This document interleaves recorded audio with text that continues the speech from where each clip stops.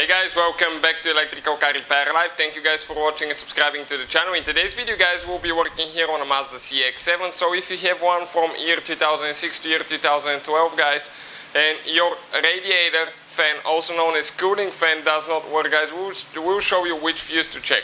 Okay, we have a relay for it as well. We'll have a video about that. And we'll have a video how to test the fan as well guys. We'll have more than 200 videos on this car and every car we get at the shop, because our mission is to save you guys as much money as we can. So that radiator cooling fan actually has not one but two fuses. Make sure you stay until the end to see the second one as well. Now we'll go ahead and show you where to find them.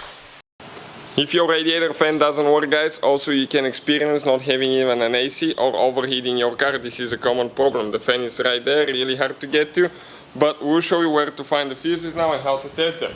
So this is guys your fuse box. You have one tab here that we need to pry towards the back, pull. Now we need to grab the box and pull it down and then to the front.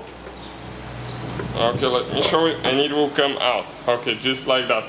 So the fuses guys, okay, that we're looking at. Okay, we have actually two fuses, okay, and they're hidden under this cover right here. So let me show you now. I'm going to get something to point with. So you start counting the fuses guys from left to right. Okay, excuse me, from left to right. So the fuse that we're looking now guys, okay, is this one right here. This is the first fuse guys from left to right. This is for the fan, okay, right there. It's a 40 amp fuse, and usually you can see if it's burnt on the inside, but not very clearly sometimes. And if you want to be sure, you can test it without even removing it. Just get a voltmeter guys, okay, and if you're looking for a good quality, really accurate with a true RMS meter, check this thing out, listed in the description of the video below. You can find a link to the meter, and also you can find a link to the replacement fuse if you need one.